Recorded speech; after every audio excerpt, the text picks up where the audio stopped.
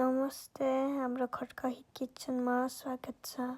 पहिला टमाटर काट्ने, अनि यहाँ मासु छ। मम्मीले ढिँडो बनाउन लाउनु भएको छ यहाँ। कस्तो मिठो देखेछ। चलाउनु हो।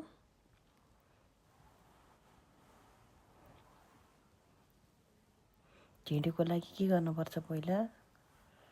कोदोको पिठो राख्ने, अनि पानी राख्ने, पानी उमाल्ने पहिला, त्यसपछि पिठो राख्ने। यहाँ मासु र अचार छ। अब मम्मीले टेस्ट गर्न लानु भयो है गाइस। के टेस्ट गरे? ढिँडो र चटनी, साग, मासु।